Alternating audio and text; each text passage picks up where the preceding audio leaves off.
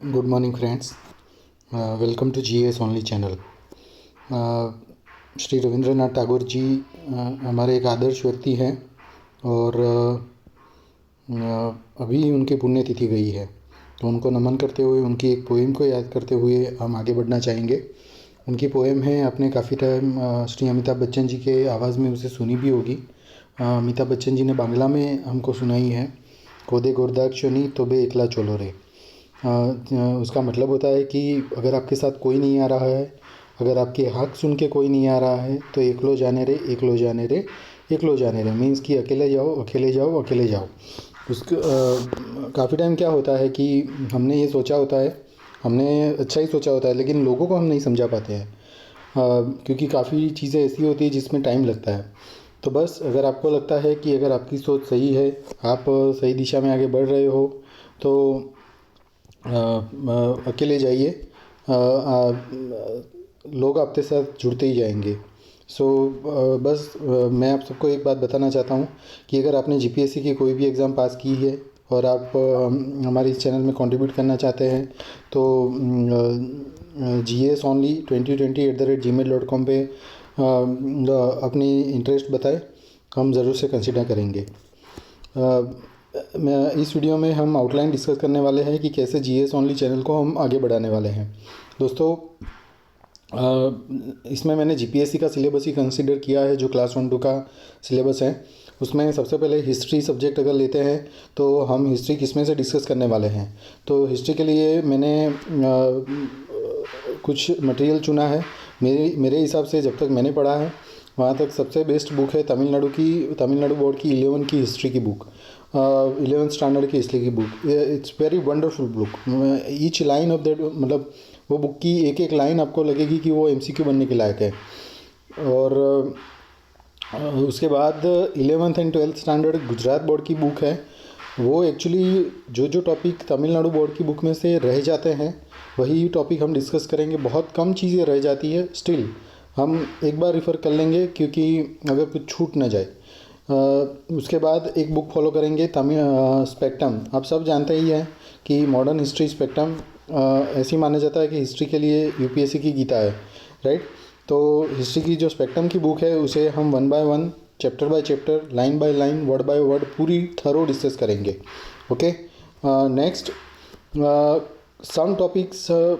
University ग्रंथ निर्माण board की मेरे पास हिस्ट्री की 2-3 बुक जो ध्यान में हैं, उसमें से भी कुछ टॉपिक, सिलेक्टेड टॉपिक्स हम डिस्कस करेंगे। और गुजरात के लिए स्पेसिफिकली, गुजरात का जो हमारा इंडिपेंडेंस का फाइट था, उसमें गुजरात का रोल क्या था, वो डिस्कशन करने के लिए एक बुक है, राष्ट्र स्वातंत्र संग्राम एंड गुजरात। तो यूनिवर्सिटी ग्रंथ निर्माण बोर्ड की ये बुक है। बस ये बुक भी हम थरोली डिस्कस करेंगे। तो 2 बुक हम इसमें 3 बुक थरोली डिस्कस करेंगे। तमिलनाडु बोर्ड की हिस्ट्री की बुक, मॉडर्न हिस्ट्री की स्पेक्ट्रम, और राष्ट्र स्वातंत्र संग्राम and Gujarat book. Next subject art and culture. Art and culture के लिए एनसीईआरटी की 11th एंड 12th की बुक है, वो हम कम्प्लीटली डिस्कस करेंगे। कुछ टॉपिक्स हम नितिन सिंघानिया सर की बुक में से भी लेंगे। और गुजरात के आर्ट एंड कल्चर के लिए एक बुक है श्वेताबेन सेदानी वाली, और कुछ 1-2 और बुक है मेरे पास। उसका मैं कंपाइलेशन करूँगा और वो कंपाइलेशन आपके साथ डिस्कस करूँगा, जिसमें श्वेताबेन सेदानी के साथ जो और 2 बुक है, वो तीनों बुक का कंपाइलेशन, मतलब कोई भी टॉपिक छूट ना जाए, ऐसे Gujarat art and culture discuss होगा, जिसमें गुजरात का फोक संगीत के से लेकर गुजरात के जो वाद्य है, और गुजरात के जो डिफरेंट लैंग्वेजेस है, जैसे सौराष्ट्र की कुछ लैंग्वेजेस है, फिर गुजरात में जो अलग अलग जगह पे अलग अलग फेस्टिवल पे जो मेले होते हैं, वो सब चीज़ें हम पूरी थरोली डिस्कस करेंगे उसमें। और इंडिया का आर्ट एंड कल्चर तो मोस्टली एनसीईआरटी की इस बुक में आ ही जाता है। और हम इंडियन आर्ट एंड कल्चर के लिए एक स्पेसिफिक जो सेंट्रल गवर्नमेंट की आर्ट एंड कल्चर डिपार्टमेंट की वेबसाइट है, वो वेबसाइट के ऊपर भी काफ़ी अच्छा मटेरियल है, तो उसको भी थोड़ा सा फॉलो करेंगे। एक अच्छा सा कंपाइलेशन आपके सामने रजू करेंगे आर्ट एंड कल्चर का। नेक्स्ट सब्जेक्ट पॉलिटी के लिए मेरे हिसाब से सबसे बेस्ट बुक है इंडियन पॉलिटी बाय लक्ष्मीकांत। और ये वो बुक ऐसी है कि अगर आप कुछ भी नहीं जानते और शुरुआत से भी उसको पढ़ना शुरू करेंगे, तो भी वो बुक आपके लिए बहुत ही हेल्पफुल साबित होने वाली है। बहुत ही अच्छे लैंग्वेज में लिखी गई है, और इसलिए हम क्या करेंगे कि इंडियन पॉलिटी लक्ष्मीकांत, उसको word by word, chapter by chapter thorough discuss करेंगे। और नेक्स्ट स्टैंडर्ड 7, 8, 9, 10 में से कुछ टॉपिक जो एक नए कैंडिडेट के लिए जानना ज़रूरी होता है, वो टॉपिक्स भी उसमें से डिस्कस करेंगे। Next geography subject. तो जो फॉर द ज्योग्राफी सब्जेक्ट मेरे हिसाब से सबसे बेस्ट है एनसीईआरटी की 6 to 12 की बुक। हम वो पूरी बुक मैं कंप्लीट डिस्कस करूँगा 6 to 12 का, आप में से उसका कोई भी टॉपिक नहीं छूटेगा। आपको मैप के साथ, पूरे थियोरेटिकल अंडरस्टैंडिंग के साथ, उसको ज्योग्राफिकल अंडरस्टैंडिंग के साथ आपके सामने रजू करूँगा। और गुजरात के लिए गुजरातनी आर्थिक અને प्रादेशिक भूगोल बाय मंजुलाबेन दवे, ये बहुत अच्छी बुक है, लेकिन प्रॉब्लम ये है कि ये बहुत बड़ी बुक है। तो उसको मैं ऐसा तो नहीं बोलूँगा कि लाइन बाय लाइन डिस्कस करूँगा, बट स्टिल कि हम उसमें से आपका अंडरस्टैंडिंग क्लियर हो जाए वहाँ तक का डिस्कशन ज़रूर करेंगे। और मैप बेस्ड डिस्कशन भी होगा ज्योग्राफी सब्जेक्ट में। नेक्स्ट इकोनॉमी और साइंस एंड टेक्नोलॉजी, ये दो ऐसे सब्जेक्ट हैं जिसके लिए सबसे बेस्ट चीज़ वही रहती है कि आप एक काम कीजिए कि जो करंट अफेयर्स है, वो current affairs economy and science and technology के लिए करंट अफेयर्स का मटेरियल सबसे बेस्ट रहता है। तो दोस्तों हम क्या करेंगे कि मई 2020 ऑनवर्ड्स इकोनॉमी और साइंस एंड टेक्नोलॉजी का जितना भी करंट होगा वो हम डिस्कस करेंगे। और दूसरी एक बात कि इकोनॉमी एक ऐसा सब्जेक्ट है जिसमें कुछ टर्म्स आपको बहुत समझना बहुत ज़रूरी होता है, कि जैसे जीडीपी क्या है, राइट, जीवीए क्या है, और जो बजट हमारा बजट आता है और इकोनॉमिक सर्वे आता है, ये दोनों में काफ़ी सारी टर्म्स होती है। वो टर्म्स भी समझना बहुत ज़रूरी है, क्योंकि जैसे अगर आपको पूछा जाता है कि भाई आरबीआई ने रेपो रेट बढ़ाया तो उससे हमारे घर के खर्चे पे क्या असर होगा, बाहर की महंगाई पे क्या असर होगा, राइट। तो ये सारी चीज़ें अगर देश में महंगाई बढ़ जाती है तो आरबीआई को क्या स्टेप लेने चाहिए, आरबीआई रेपो रेट बढ़ाएगा या घटाएगा, तो ये सारी चीज़ें जब आपको रेपो रेट का मीनिंग ही नहीं पता है तो वो नहीं हो पाएगा। इसलिए ये बहुत ज़रूरी है कि आप एक काम कीजिए कि इकोनॉमी के लिए हम बेसिक अंडरस्टैंडिंग के टॉपिक्स भी डिस्कस करेंगे और उसके बाद करंट अफेयर्स पे सीधे चले जाएंगे। एक और बात, यहाँ पे मैथ में डिस्कशन नहीं आएगा, एक और बात, हम इकोनॉमी में क्या करेंगे, जो बजट लेटेस्ट बजट होगा और जो इकोनॉमिक सर्वे, ये दोनों चीज़ों को भी हम डिस्कस करेंगे, लेकिन जो लेटेस्ट होगा। अगर 2021 फरवरी के बाद हम इकोनॉमी में जा रहे हैं तो फिर हाँ, हम एक ध्यान रखेंगे कि हम लेटेस्ट ही इकोनॉमिक सर्वे और बजट लेंगे।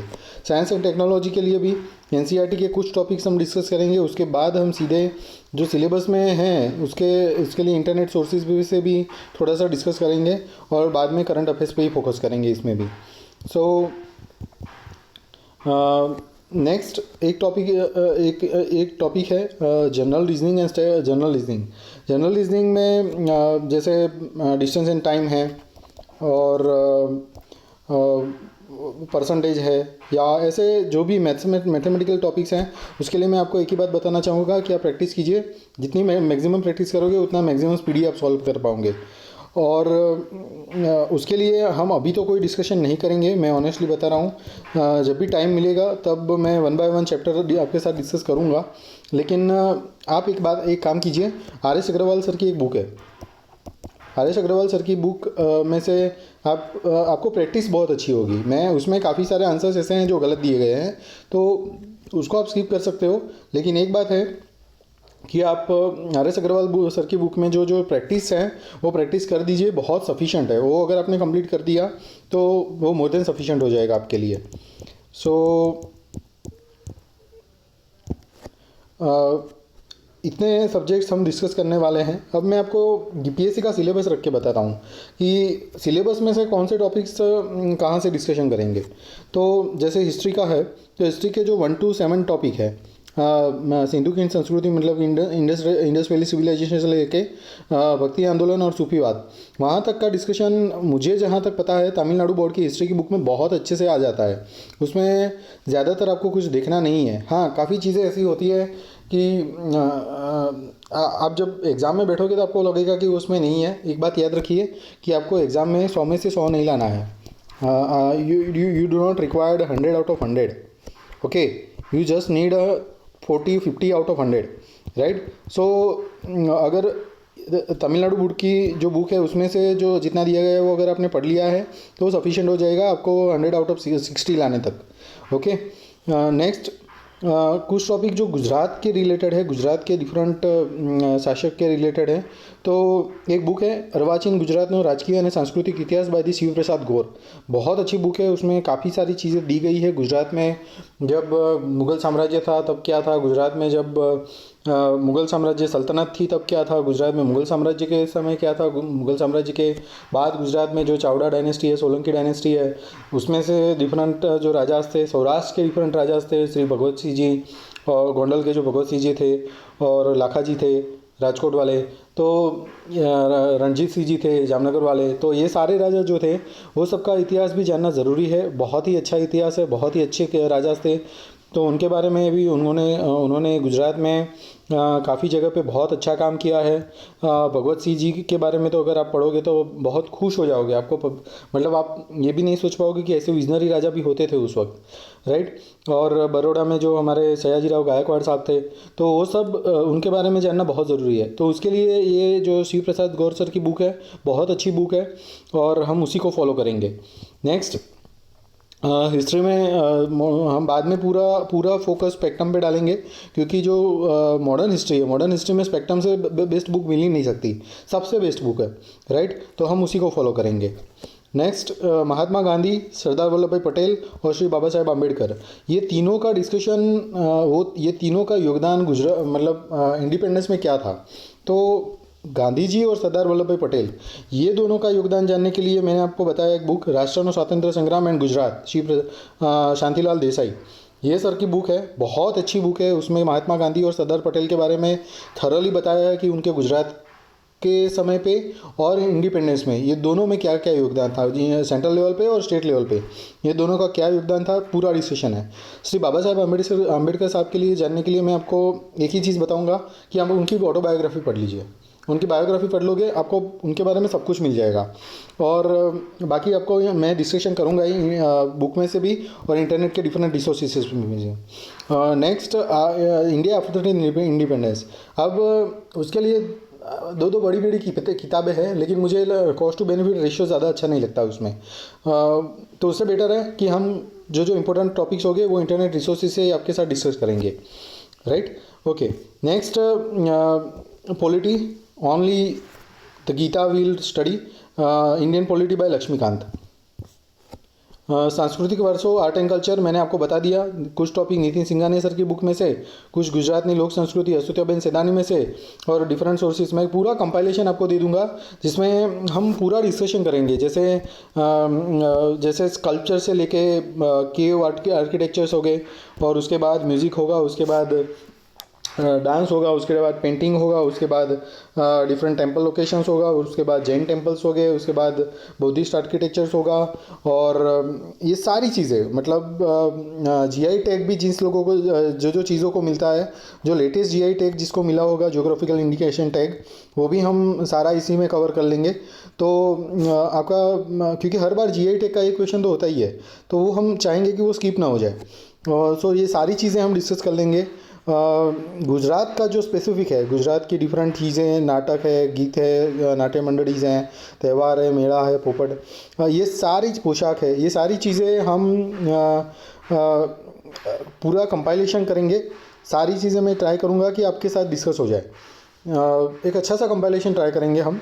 स्टिल आर्ट एंड कल्चर एक ऐसा टॉपिक है दोस्तों जिसमें से कोई भी गाइड आपको ये एश्योरेंस नहीं दे पाएगा कि जितना हम पढ़ाते हैं उसमें से ही आएगा। इम्पॉसिबल है ये चीज़, आपको कोई भी क्लासेस वाले कैसा भी बताए, ये इम्पॉसिबल है कि उन्होंने जो पढ़ाया उसी में से आएगा, नहीं पॉसिबल है। इवन मैं खुद बताता हूँ कि मैं जितना भी कंपाइलेशन दूंगा, आउट ऑफ 100 अगर क्वेश्चंस हैं तो मैक्सिमम 40 to 50 क्वेश्चन ही आपका आ पाएगा, उससे ज़्यादा नहीं आ पाएगा। आर्ट एंड कल्चर उतना वास्ट चीज़ है, ठीक है, लेकिन कॉस्ट टू बेनिफिट रेशियो भी उतना हाई नहीं है, इसलिए जितना डिस्कशन होता है उतना हम कर लेंगे। मैंने बताया आपको जो इसके लिए सबसे बेस्ट बुक है आर एस अग्रवाल, आप उसी में से पढ़ लीजिए, उसी में से प्रैक्टिस कर लीजिए डेली। बस आप एक रूटीन बना लीजिए कि सैटरडे संडे हम डेली के 20-20 क्वेश्चन सॉल्व करेंगे, आपका काम हो जाएगा। उससे ज़्यादा कुछ आगे कुछ ज़रूरत भी नहीं है, नेक्स्ट इकोनॉमी के लिए बेस्ट है सेंट्रल गवर्नमेंट्स की रिपोर्ट, जैसे बजट आता है, इकोनॉमिक सर्वे आता है। गुजरात के लिए भी सेम, गुजरात गवर्नमेंट के जो रिपोर्ट आते हैं और उनका जो बजट आता है उसमें से डिस्कस करेंगे। गुजरात के इकोनॉमी के लिए एक और भी चीज़ है, गुजरातनी आर्थिक एंड प्रादेशिक भूगोल में से मंजुलाबेन दवे की जो बुक है उसमें इकोनॉमी भी डिस्कस हुआ है, तो वो हम ज़रूर से ट्राई करेंगे कि वो डिस्कशन हो जाए। दूसरी चीज़ है, इकोनॉमी के जो बेसिक टर्म्स हैं वो एनसीईआरटी से, और स्पेसिफिकली जो इकोनॉमिक सर्वे होता है जो हमारे चीफ इकोनॉमिक एडवाइजर साहब पब्लिश करते हैं उसमें से, मतलब उनकी ऑफिस पब्लिश करती है, तो उसमें जो टर्म्स हैं वो सारी टर्म्स हम ट्राई करेंगे कि आपके सामने डिस्कशन हो जाए। वो टर्म्स अगर आप समझ गए हो तो आपको इकोनॉमी का कोई भी क्वेश्चन आप आराम से सॉल्व कर पाओगे, जहाँ तक अंडरस्टैंडिंग के क्वेश्चंस हैं, राइट। अगर आपको पुरानी चीज़ें बताई गई है कि पुराने क्वेश्चंस पूछे गए हैं या कोई स्कीम्स के बारे में पूछा गया है, तो वो तो आपको एक याद होना ही चाहिए, राइट। तो हम ट्राई करेंगे कि बार्टर सिस्टम जो शुरुआत में थी वहाँ से लेके जो डिजिटल ट्रांजैक्शंस आप करते हो पेटीएम के थ्रू, वहाँ तक का पूरा मटेरियल आपके सामने रखा जाएगा और इकोनॉमी थरोली डिस्कस होगी। नेक्स्ट ज्योग्राफी के लिए भी यही चीज़ है। ज्योग्राफी में मैंने आपको बताया गुजरात के लिए गुजरात में आर्थिक एंड प्रादेशिक भूगोल बाय मंजुलाबेन दवे, और सेंट्रल लेवल पे और इंडियन ज्योग्राफी के लिए स्पेसिफिकली मेरे हिसाब से एनसीईआरटी की 6 to 12 की बुक अगर आपने थरोली अंडरस्टैंड कर ली है, सारी चीज़ें उसी में से आती है, क्योंकि ज्योग्राफी एक बात समझ लीजिए कि वो कभी भी ज्योग्राफी का टॉपिक ऐसा नहीं आता है कि आपको याद रखना पड़ेगा। अगर आपने समझ लिया है तो मैंने जहाँ तक जीपीएससी का मुझे पता है वो अंडरस्टैंडिंग के बेस के क्वेश्चन ही ज्योग्राफी के होते हैं, आपको कुछ भी याद रखने की ज़रूरत नहीं, बस आप ज्योग्राफी को समझ लीजिए, आपके क्वेश्चन सॉल्व हो जाएंगे। नेक्स्ट साइंस एंड टेक्नोलॉजी के लिए selected topics from the NCERT और इंटरनेट रिसोर्सेज, और सबसे बेस्ट करंट अफेयर्स। ओके, और एक इम्पोर्टेंट टॉपिक है करंट अफेयर्स के लिए मैं आपको एक बात बताऊं कि अभी हमारे पास कोई कैंडिडेट नहीं है। अगर आपने जीपीएससी का एक भी रिटन एग्ज़ाम पास किया है और आपको लगता है कि आप करंट अफेयर्स में हमारा साथ दे सकते हैं, तो यस आप जुड़िए। हमें करंट अफेयर्स डिस्कशन करने के लिए एक कैंडिडेट की ज़रूरत है ही। सो अगर आप सपोर्ट कर सकते हैं करंट अफेयर्स में, ज़रूर से जुड़िए। वहाँ तक जो हमारे व्यूअर्स हैं उनको बस एक ही विनती है कि आप एक काम कीजिए, ओनली आईएएस की जो डिस्कशन श्री सुमित रेवरी सर के थ्रू आते हैं, या आरएस टीवी पे जो डिस्कशन होते हैं, ये दोनों चीज़ें हैं, आप वो देखते जाइए। और अगर आपको पढ़ना ही है तो विजन आईएएस का जो है करंट अफेयर्स, या इनसाइट्स ऑन इंडिया, ये दोनों का करंट अफेयर्स बेस्ट है। ओके, सो पढ़ने के लिए vision IAS and insights on India कोई भी एक ले लीजिए, दोनों लेने की कोई ज़रूरत नहीं है। ओनली आईएएस का डिस्कशन बस सुन लीजिए, और आरएस टीवी के जो टॉपिक्स आरएस टीवी के कुछ चैनल्स कुछ टॉपिक्स हैं जो आरएस टीवी में आते हैं, राज्यसभा टीवी में, देश देशांतर है या ऐसे टॉपिक्स, बस उसी में से उसको सुनते रहिए, आपका अंडरस्टैंडिंग धीरे धीरे क्लियर होता जाएगा। नेक्स्ट, अब हम क्या करेंगे, 10 अगस्त ऑनवर्ड्स जब भी मंडे, वेडनेसडे एंड फ्राइडे हम शुरुआत करेंगे हिस्ट्री की और पॉलिटी की। अब आगे कैसे बढ़ेंगे वो मैं आपको एक बार बता देता हूँ कि आगे बढ़ने के लिए हम क्या करेंगे। 2 सब्जेक्ट लेने वाले हैं, हिस्ट्री एंड पॉलिटी में लक्ष्मीकांत थरोली डिस्कस करेंगे, ओके। और हिस्ट्री में शुरुआत करेंगे तमिलनाडु बोर्ड की जो हिस्ट्री की बुक है उसमें से, और वो पूरी थरोली डिस्कस करूँगा। उसके बाद गुजरात बोर्ड की बुक में से अगर कुछ छूट जाता है तो वो डिस्कस करेंगे, otherwise we'll directly go to spectrum. Tamil Nadu board की हिस्ट्री की बुक कम्प्लीटली डिस्कस करूँगा, उसके बाद स्पेक्ट्रम डिस्कस होगी, और पॉलिटी में हम लक्ष्मीकांत में आगे बढ़ेंगे। तो मंडे, वेडनेसडे एंड फ्राइडे ये 3 दिन हम ट्राई करेंगे कि आपके सामने वीडियोस दिए जाएं और स्पीडीली इसको कंप्लीट किया जाए। थैंक यू दोस्तों। एक और बात, मैंने आपको पहले भी बताया कि अगर आपने जीपीएससी की कोई भी रिटन एग्ज़ाम, मैं नहीं बता रहा हूँ कि आपने क्लास 1-2 की रिटन एग्ज़ाम, अगर आपने जीपीएससी की कोई भी रिटन एग्ज़ाम क्लियर की है, any exam conducted by the GPSC, if you have cleared the written exam of it, तो अगर आप कंट्रीब्यूट कर सकते हैं जीएस ओनली 2020 में, तो प्लीज़ आप इस पर ईमेल कीजिए हमें, आप अपना इंटरेस्ट बताएं। अगर आपका इंटरेस्ट, जैसे आप बताओगे कि नहीं मैंने मैकेनिकल क्लियर किया है, तो जीपीएससी की जो मैकेनिकल इंजीनियरिंग की जैसे कुछ एग्ज़ाम्स हैं, इंडस्ट्रियल इंजीनियरिंग की और असिस्टेंट प्रोफेसर मैकेनिकल है, काफ़ी सारी एग्ज़ाम्स हैं। तो जीपीएससी काफ़ी सारी एग्ज़ाम्स हर एक सब्जेक्ट में कंडक्ट करती है, मैकेनिकल में भी करती है, सिविल में भी करती है और जनरल में भी तो करती है। तो वो सभी के लिए हम चाहते हैं कि जीएस ओनली चैनल पे हम हमारे जो व्यूअर्स हैं उनको मटेरियल प्रोवाइड किया जाए, क्योंकि करंटली अभी भी कोई भी वेबसाइट नहीं है जिसपे ये सारी चीज़ों के लिए मार्गदर्शन मिले। तो बस हम चाहते हैं कि एक जीएस ओनली 2020 चैनल के थ्रू हम सबको एक बात सबको सभी एग्ज़ाम के लिए हेल्प कर पाए। अगर आपने कॉमर्स में जीपीएससी की कोई भी एग्ज़ाम क्लियर की है और आप चाहते हैं कि हाँ हम चाहते हैं हम जुड़े, तो आप बस इसी ईमेल एड्रेस पे मुझे मेल कर दीजिए। हम बस एक बार आपका प्रोफाइल देख लेंगे, आपका इंटरेस्ट देख लेंगे और आगे बढ़ेंगे। सो थैंक यू दोस्तों, आप सभी का बहुत बहुत शुक्रिया। अगर आपको लगता है कि ये डिस्कशन आपको हेल्पफुल हो रहा है तो please do subscribe on our channel and do like this video. Thank you so much.